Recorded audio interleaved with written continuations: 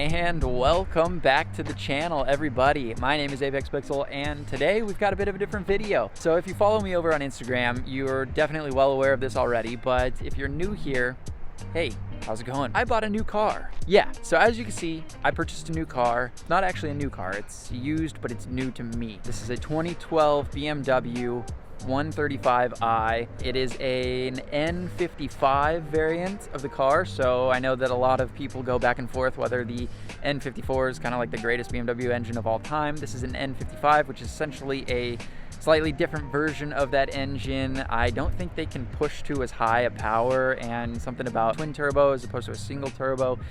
It's this kind of confusing thing, but to me, honestly, I won't be going for big power here.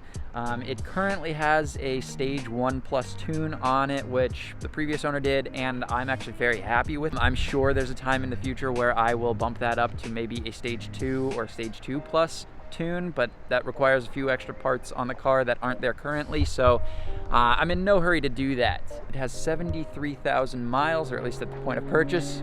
Ooh, what is it?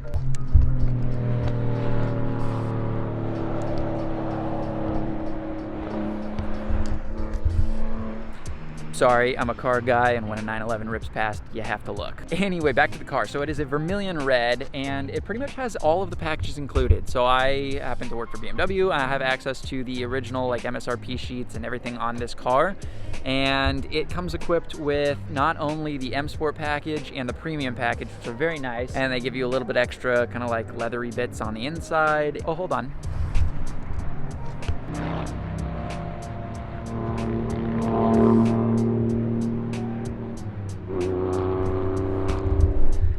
Love it. Gotta go for the evening rip in the canyons. That's why I'm out here. Along with getting some style stuff and a little bit nicer interior features, this also has ZCV, which is convenient package. So to find a car with all three of those packages equipped is actually kind of a hard thing to do. The only thing that the convenience package really gets you, which I think is incredibly valuable because I enjoy it so much, is the keyless access. So the ability to stick your hand in here and unlock and lock the doors, as well as the ability to not have to plug the key into the car every time you want to turn it on. So the key just stays in my pocket, which honestly sounds like such a small thing, and it's definitely not something to waffle on whether to buy the car or not, but for me, the convenience level of it, like the name, convenience package, is so worth it. So yeah, the only thing that this car actually doesn't have, and I'll show you guys right here, you guys will probably notice it in half a second. Let me open the door and see what you guys think. Exactly, you guessed it. This car does not actually have a manual transmission. So being a car guy and kind of wanting that extra little bit of connection between me and the car, I was of course looking for a manual transmission. However, they are actually very hard to come by, and especially clean examples. So I did find a couple of manual transmission cars kind of near my area, which were in my consideration set. However, they had miles well into the 100,000s. I mean, the lowest one I was able to find was 110,000. That was at least reasonably priced. I guess the other kind of main issue with trying to find a manual transmission car that's low miles is the price tag tends to go way up. So for this being a 10-year-old car, mileage is kind of the biggest consideration factor when determining price of these cars. And like everything in the used car market, prices have just been kind of skyrocketing since. I ended up finding this car, and not to say I stole it, but we got a good deal, I think, considering that this has only 73,000 miles on it. So two other things worth mentioning about this car are exterior related, and you could probably guess one of them is the paint color. I was looking for something maybe understated, maybe a black on it. I think silver looks really good on this kind of car, like late BMW models. I ended up stumbling across this car right here, which of course is vermilion red, which I ended up looking it up, and they only did this color in this car from, I believe, the late 2012 models through to 2013. So not to say that it's a rare color necessarily, but it's definitely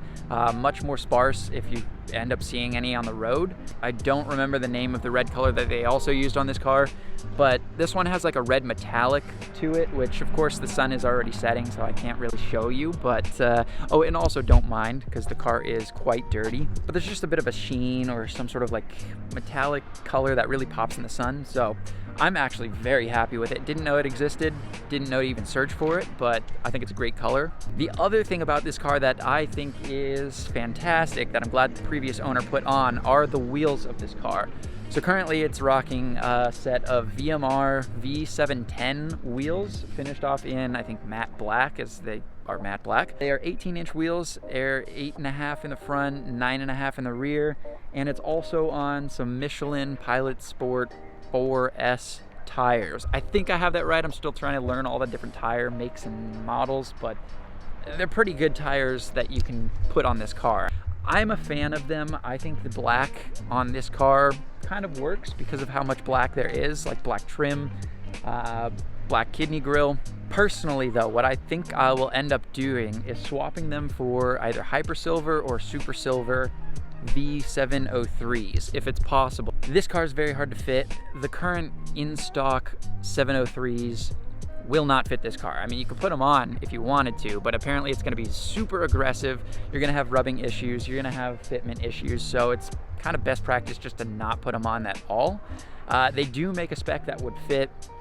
It's of course not in stock, so I'm on the short list of waiting to hopefully get those in and on the car. But either way, yeah, some silver wheels on this car, I think that would really round it out, especially with the red paint. It's got that like candy vibe. I would just really dig that. But for now, since they're on the car already, I'm not complaining. The interior of the car is pretty simple, not too much going on there. It's got all the creature comforts, heated seats, climate control, cruise control, leather interior. I mean, it's clean, it's nice. You can kind of connect your phone and listen to good music. But either way, I mean, the interior is pretty clean as well. Not a ton going on, but it doesn't need much going on anyway. Also, don't mind the tape and microphone cable. I'm doing a little bit of filming, so yeah, just kind of disregard that for now. But yeah, guys, I mean, honestly, there's really not much else for me to say other than I am incredibly happy with this purchase. And it puts a smile on my face every time I'm driving it, and even when I'm walking into parking lots and I see it parked there and I remember that I'm the one that gets to get in it and go for a drive, it makes me really happy. So yeah, definitely really stoked on driving this car a bit more, modifying in the future. We'll go light on it because I'm not a big mod kind of guy, but we'll see if we can't squeeze a little bit more power out of it and make it sound maybe a little bit better. I mean, it already sounds pretty good, but maybe up the decibels a little bit and change some of the aesthetics on the car that just kind of fit it a little bit more. I think a 1M conversion would be a bit much, but maybe just a front bumper and rear bumper. But that of course comes with paint and all that, so yeah, it's a bit of a headache. But either way, I just kind of wanted to make this video because I hadn't already, to bring you guys up to speed on this purchase of mine. So yeah, I mean, this is like my first official car purchase. And yeah, as nice as it is to kind of document this process and where I end up taking the car in the future, I honestly think it's more for me than it is for you guys, because ultimately it's going to be nice to look back at these videos a few years into the future, even maybe at a point when this car no longer exists or is in my possession.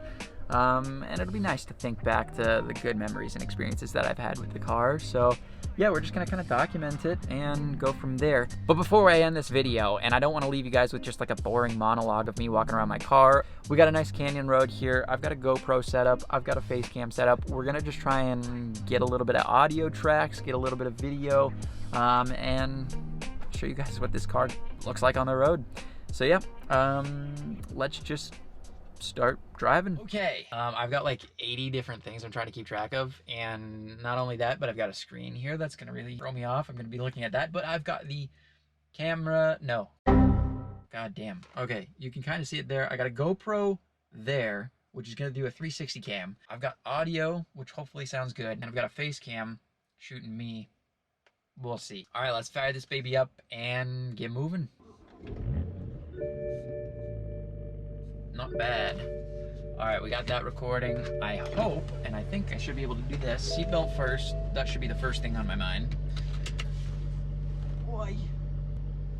Solid. Rolling. All right, let's go for a quick drive.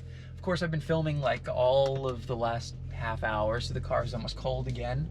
All right, we can kind of get on it for a bit here. So that's like half throttle. You guys can't really tell. I mean, maybe on the camera, which I should be thinking about more because I don't want that camera falling off. It's still new to me. what haven't I told you about the car? It's got a sunroof, which I think is fantastic. I love sunroofs, especially because I live here in Southern California. So what I end up doing a lot is rolling the windows down, sunroof back, and it's almost like a convertible at that point, which is amazing for like any kind of time of the year because it's just always perfect here. It's got sports seats, sports steering. One thing I did do already, which is I guess technically the first mod for the car, is I changed out the interior. So the interior is normally like a red wood. I didn't like it, and I think a more aggressive look with carbon fiber looks better on the interior. So I wrapped it myself with some 3M carbon fiber tape. It cost me about 20 bucks. I sort of filmed the process of how I did that. So you guys will see that in an upcoming video, but yeah, that's kind of the only thing I've done to the car right now. It drives very well at this point. I would say since I've had the ability to drive M2 competitions, things like that, especially on a track, this car is definitely not as tight, but then again, you know, it's not even like an M stamped car. In fact, despite that pitfall of it not being a true M car, it drives incredibly well. And I'm just taking a moment, hold on, to reflect on how beautiful the scenery is. I mean, seriously, Southern California living pretty goddamn good. So for driving as well as it does, I mean, it handles so well considering it not having any M treatment thrown at it other than M Sport package. But either way, I mean, that's kind of just a quick little rip. I'm gonna go down here a bit so we can get some exhaust noises because I realized I didn't rev the car out at all. So this is a quick downshift.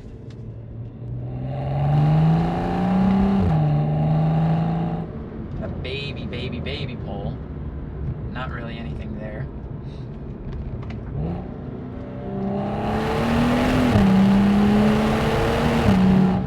Woo! It really does make good sounds, this car. And I probably shouldn't be doing this on this narrow road here. I'm just kind of like on a little access road to some trails. And it's gravelly on either side, so we're probably just gonna tame things back a bit. We got a couple of rips out the back, which is good. No, I mean, this car, just, it's such a bargain for what you can buy these for these days. Honestly, I mean, it's not like dirt cheap, but it gets pretty close. So I would definitely recommend, if anyone is interested in buying kind of like a used BMW, look for a 135. They really are fantastic cars. And the sounds this car makes go beyond just like revving noise, and this is pretty much a stock exhaust. It makes turbo noises, like good turbo noises. Oh my gosh. And it's a smaller turbo. I mean, compared to like big turbos that people slap on cars these days, it's still, I mean, it's bringing in like that intake noise, which is super nice as it's building boost. And then on top of that, you get like a, like as all the pressure has to release. It makes such good noises. I love this car. I absolutely love this car. Yeah. Anyway, I think that's gonna do it for this video. I hope you guys enjoyed the video. If you did, hit the like button and subscribe if you want to see more of this car content. I'm gonna be trying to post it as regularly as possible. I'll be posting photos of this car on its Instagram down in the description below. It's also on screen. It's gonna be Apex PXL because I can't put Pixel, and I already ordered custom plates. Apex Pixel is a bit too long, so we had to condense it a little bit. That's the Instagram for this car. I'll be posting regular pics just for the sake of it. If you guys are interested in monitoring the progress of the car that way, you're more than welcome to. If you want to see actual like photos that I try and publish, you can definitely follow me on Apex Pixel. That's also here and in the description below as well. And without further ado, we'll leave it there. I hope you guys enjoyed the video, and I will catch you guys in the next one. Peace.